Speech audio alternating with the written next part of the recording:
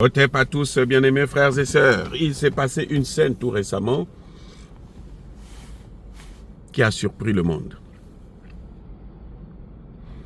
Depuis un certain temps, les Occidentaux sont en train de critiquer la Russie, disent que la Russie ne peut pas frapper Kiev, la capitale, parce que Kiev est surprotégée avec les missiles patriotes, les missiles de, je ne sais pas, Tchad, je ne sais pas s'ils ont déjà donné ça aussi là-bas, et que, bon, je ne sais pas s'ils ont aussi un dôme de fer là-bas. Donc la Russie fait son cinéma dans les petits coins là, à Pokrovsk et autres, Pokrovsk d'ailleurs qui est déjà pratiquement sous le contrôle des Russes. Alors, M. Poutine a répondu à ces critiques qui disaient qu'il est incapable de frapper Kiev, de toucher Kiev. Qu'est-ce qui se passe? Il y a 2 jours, le Premier ministre britannique se rend en Ukraine. Pendant qu'il est dans la capitale Kiev, Vladimir Poutine frappe la capitale. Les amis, c'est grave. Alors les amis, si la Russie arrive à frapper au cœur de Kiev, pendant que le Premier ministre britannique est en visite touristique, j'allais dire, ou guerrière, plutôt, en Ukraine, ça veut dire quoi?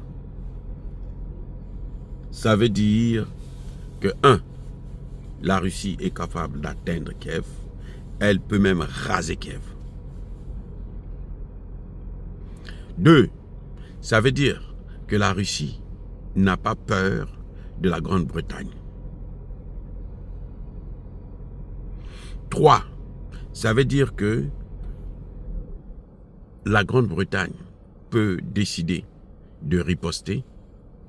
Les Russes sont prêts à agir. Je veux dire que la Russie a les moyens pour faire la guerre contre la Grande-Bretagne et contre le pays de l'OTAN. Aujourd'hui, la Russie est consciente que l'OTAN ne peut pas combattre la Russie. Les Russes ont un service de renseignement très puissant. Si nous savons ce qui se passe, nous savons que l'OTAN n'a pas d'armes. L'OTAN, dans le domaine militaire, est dépassée. L'OTAN est dépassée. La force de l'OTAN, c'est la force américaine. Et la force américaine repose sur quoi? Elle repose sur les porte-avions. Ces porte-avions-là sont endommagés, là, détruits par les outils. Les outils-là sont capables de faire couler les avions, les porte-avions américains. Donc, vous croyez que cette Amérique-là peut faire la guerre? Mais quelle est l'arme que l'Amérique et la Grande-Bretagne, l'Allemagne, n'a pas donnée à l'Ukraine pour essayer de gêner, d'empêcher Poutine de gagner cette guerre? C'est quelle arme? Il y a tout, ils ont tout donné. Il n'y a plus rien qui est caché là. Et ça a donné quoi le résultat des courses? Il y a quoi? Il n'y a rien. Donc, Poutine est en train Poutine est en train de déclarer la guerre à la Grande-Bretagne. S'ils sont forts, ils n'ont qu'à le faire. Poutine est prêt. Et je crois qu'il faut que ces pays-là arrêtent de jouer comme ça. Parce que le monde n'a plus besoin de ça. Et nous, Africains, là, nous n'allons plus aller aider les Européens là, face à Poutine.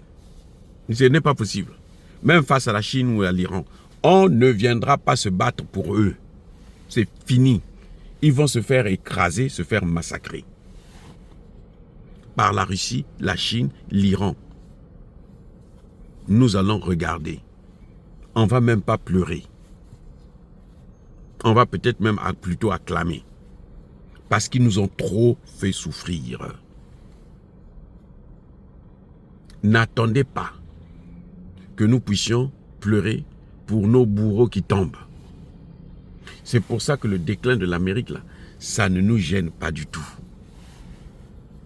Parce qu'ils nous ont trop fait souffrir. Le déclin de la France aujourd'hui est par terre, là, on s'en fiche éperdument. Voilà la réalité. Oh les gars, soyez bénis, abondamment bénis par le Dieu des Kémites, par nos ancêtres angélisés. Mais que tous ceux qui persécutent le continent africain, le pillent et le déstabilisent, qu'ils soient noirs, blancs, chinois, arabes, juifs, indiens, qui qu'ils soient punis, maudits, foudroyés, neutralisés, écrasés, effacés par le Dieu des Kémites et par nos ancêtres angélisés. Vive l'Afrique éternelle. J'ai dit et j'assume.